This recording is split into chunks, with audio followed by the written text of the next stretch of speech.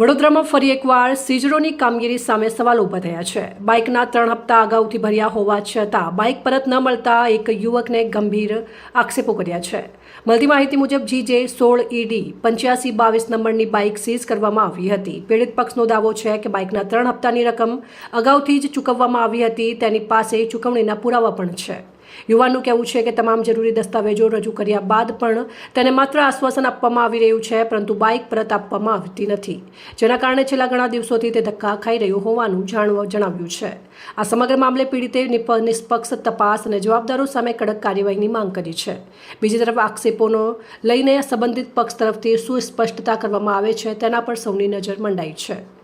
મારું નામ નિકુંજ છે અને કારેલી ગામથી આવું છે, જંબુસર તાલુકાનું, અને હું વડોદરા લોનનો હપ્તો ભરવા માટે આવેલો હતો અને મારી જે એક હપ્તો બાઉન્સ થઈ હતો અને એક હપ્તાના 8 દિવસ ચડી ગયા હતા અને 8 તારીખે મારી ગાડી સીઝરોએ પકડીને મને એવું કીધું કે ચાલો તમે ત્યાં આગળ જઈને તમારો હપ્તો બાઉન્સ છે તો તમે ત્યાં આગળ જઈને ભરી દેજો।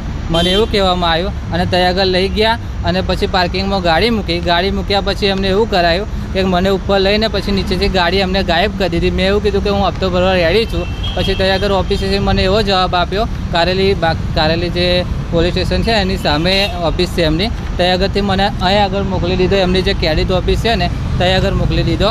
પછી એવું કહેવામાં આવ્યું કે તમારે જ્યારે તમે હપ્તો ભરશો ના આપી નકર તમારો બધા હપ્તા ભરવા પડશે નકર તમારે, એવું કહેવામાં આવ્યું છે। અને બધી રીતે આમ કોલ કરીએ ને તો જવાબ જ ખોટો આલા છે, ગારો પણ દ્યા છે મને અને બહુ જૂઠું બોલીને કોઈ જાતની સ્લીપ આપી નથી મને।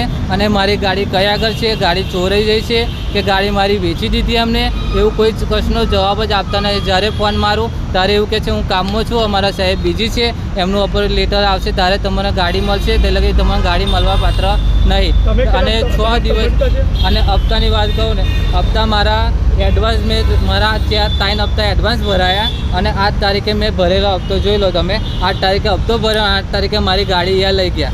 8 તારીખે હપ્તો ભર્યો અને બીજો કે 11 તારીખે મને એમને એવું કીધું કે તમે 3 હપ્તા ભરો તમને આજે ગાડી આપી દેશે। પછી મેં હપ્તો ભરી દીધો અને બીજું એમને એવું કહેવામાં આવ્યું કે તમે હપ્તો તો ભરો પણ એ મને બ્લેન્ક ચેક પણ આપો, એ એવું કહેવાનું અમિતભાઈ કરીને છે, એ અમિતભાઈ એવું કીધું કે તમે મને બ્લેન્ક ચેક આપો અને ચેક આપ્યા પછી મેં એમને મારા પાસે સહી કરાવડાવી અને આ અમિતભાઈ છે, હું બતાવું તમને ઝૂમ કરીને, આ અમિતભાઈ છે, અમિતભાઈ કરીને છે અને આ ભાઈ ચેક લેવા માટે મને ચાલુ નોકરીથી મને બોલાયો અને અધવચ્ચે એમને ચેક લીધો અને ચેક લઈને મને પુરાવો કંઈ એનો આપ્યો નથી કે આ ચોક શું કારણથી લ્યો છો તમે, અને કંઈ કશું કીધું નથી। અને બીજું એવું લખાવડાયું છે કે તમે આજ પછી હપ્તા નહીં ભરો તો તમારી ગાડી પણ લઈ લેશે અને ઉપરથી તમારા કઈ જમીન છે ગમે તે હશે એ પણ તમારે આપવું પડશે, એવું બધું કહેવામાં આવ્યું છે મને। અને ઉપરથી ધમકી, અત્યારે ગાડી કયા આગળ છે એ મને કશું કહેતા જ નથી અને એની સ્લીપ પણ નથી આલી કે મારી ગાડી કયા છે, અને મારી પાસે બ્લેન્ક ચેક લીધો અને ચેક શું કારણથી લીધો એની પણ મને કંઈ નોટિસ નથી આપી અને જે મારી ગાડી સીઝ કરવાની હતી એની પણ મને નોટિસ નથી આની અને અધ વચ્ચે મને ઊભો રાખ્યો। હપ્તો મારો એક બાઉન્સ હતો અને બીજા 8 દિવસ ચડ્યા હતા, 8 દિવસ ચડ્યા અને 8 તારીખે એ જ 8 તારીખે હપ્તો મેં ભરી દીધેલો, પણ એ છતાં પણ એ રજૂઆત કરવા માટે આવ્યો, પણ અહીંયા રજૂઆત કરવા માટે આવ્યો તો ઓફિસે કોઈ મળતા નથી અને ઉપર કોલ પરથી જ વાતો કર્યા કરે કે અમારા સાહેબ બીજી છે, જ્યારે એમનો મેલ આવશે, મેલ મોકલી દીધો છે તમારો, તે લગી મેલ આવ્યા વગર તમારી ગાડી મોકલે નહીં। અને અત્યારે 6 દિવસથી એટલા ધક્કા ખાઉં છું, ઘણા તાપની અંદર ફરું છું અને મારે એવા પ્રશ્ન બની રહ્યા છે કે હું અગર નીકળું છું ને તો પણ મને ઘરેથી નીકળતા મને બહુ ટાઈમ લાગે, મારે ટાઈમે નોકરી પણ નથી જવાતું અને બીજું કે અહીંયા આગળ દરરોજનું ભાડું ખર્ચીને આવવાનું થાય અને ગામડા લેવલમાંથી હું આવું છું અને ગામડામાંથી મારે એવો પ્રશ્ન થાય છે કે દરરોજ કોઈ રિક્ષા નથી મળે, દરરોજના 11 થી 12 વાગે હું ઘરે પહોંચું છું। પોલીસ ફરિયાદ પણ મેં 112 બોલાવી અને ફરિયાદ પણ કરી દીધેલી છે અને મારી એટલી જ વિનંતી છે કે મેં આટલા ટાઈમથી હું એમના પાછળ ફરું છું તો મને એનો ન્યાય આપો, મને એનો કઈથી કઈ વસ્તુ એ કરીને આલો, મને મારી ગાડી આલો।